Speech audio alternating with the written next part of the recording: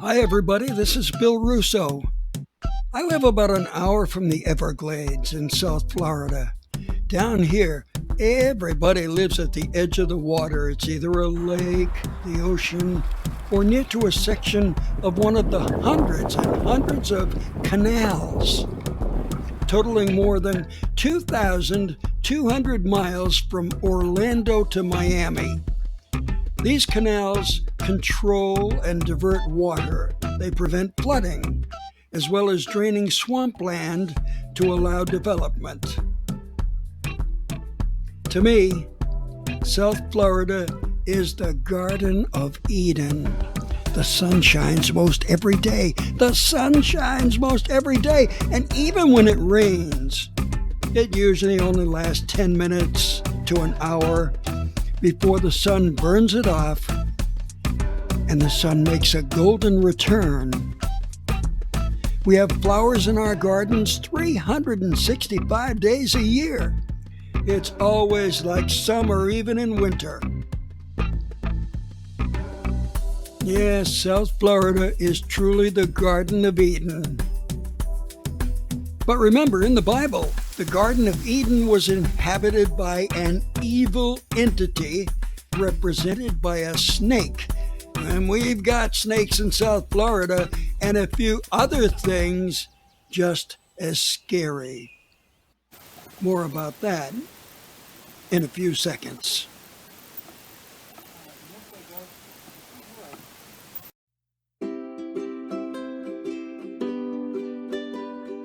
In my condo community, we have our own little private lake and our own not-so-little canal that runs for a few hundred yards alongside our property line. Canal watching can be a lot of fun. In addition to various birds, you can see large iguanas. Sometimes these iguanas are as long as 5 feet. They look very, very dangerous, but they are not really that dangerous or evil, and they're not the thing that I spoke about. The iguanas are interesting, and they don't directly threaten people, but they can cause a lot of property damage.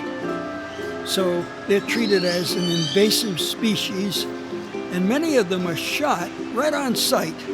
It is legal in Florida. I don't shoot them, but I understand why a lot of people do. In some parts of the Sunshine State, there's a bounty of $6 a head for the critters. They have very sharp teeth and they can bite, but they usually retreat from humans. But of course, the most exciting and the most dangerous thing to see in a canal is the alligator. The alligator.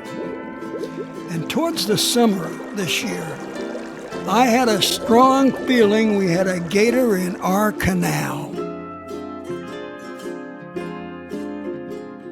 No, that relaxed pair you see are not snoozing in our canal, but rather at a nearby park where they have a population of about 25 adult gators. And then there's another park a little further on down the road, on Jog Road in Delray Beach. They have an even larger population. But as far as I know, for sure, or anybody else that I've talked to, we do not have a gator at this time in our canal. However, there have been so many sightings from the Everglades to West Palm Beach recently that I figured it was a good time to go on a gator hunt. A gator hunt. Spoiler alert. This is not a hunt to kill, but a hunt to shoot. Shoot pictures, that is, with my trusty Nikon camera. Gathering up my walking stick, which I intended to use if I had to jam down the throat of a charging gator, I began the search. I had my Nikon camera with me and a couple plastic bags to collect whatever interesting little items I might find. I left the confines of the campus proper and headed for the big canal. I calculated that if we had a gator in our canal, the most likely site would be at a steep bank that reminds me of the famous 80-mile stretch of road on I-75 that cuts through the Everglades called Alligator Alley. Alligator Alley.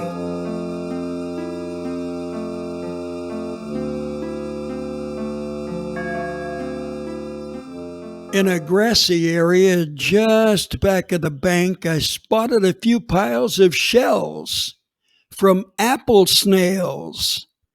They're called apple snails because that's how big they are, as big as an apple, and sometimes just as red.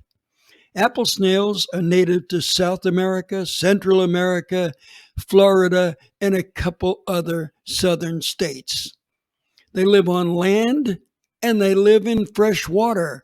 They have both lungs and gills. Yay, not a very exciting find, but perhaps what we see next will be more interesting. There's something over there in the sand. Let's go take a look. It's the desiccated remains of an iguana. Iguanas are reptiles. Tetrapods, they're called. Nothing like people, which are primates. Primates have 5 fingers and an opposable thumb. Now look at this close-up of the hand of the iguana. That sure looks like 5 fingers and an opposable thumb to me. But science says no. Tetrapods have claws on the end of their fingers and no opposable thumb. Yes, we can see that iguanas have claws, but that thumb looks like it is opposable. Well, I decided to do a little research and I found the ancient ancestors of the iguana. The ancient ancestors, the great-great-great-granddaddy times 1,000. A dinosaur named Iguanodon that lived millions of years ago, and sure enough, it has an opposable thumb. Here's a picture of the skeleton of the ancient Iguanodon. And here is Ian Wright's photograph of statues of the Iguanodon. Now, I have never seen an iguana use those hands for anything but climbing or walking, but I have a suspicion that the iguanas can use their hands for a lot more than just that. In a moment, we're going down the embankment to search for gators. But first, let's take a look at a side-by-side comparison of the Iguanodon from millions of years ago and the modern iguana of the 21st century.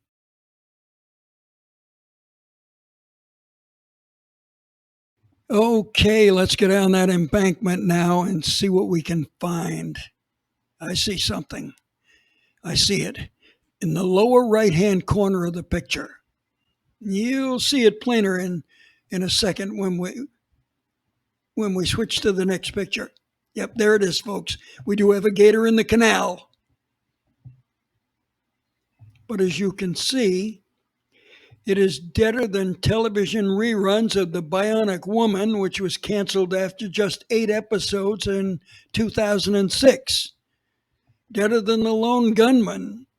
That TV show was canceled after just 12 episodes. It had 3 fugitives from the X-Files in it. The county wants to know about any dead gators found on the roadside or in the canals in South Florida. So I'm going to have to write up an official report. I'm making out the death certificate right now. And since this creature was found expired in the year 2021, on the death certificate, I'm going to have to write the cause of death. Like just about everybody and everything in this time period, I'm going to write that the cause of death was the coronavirus.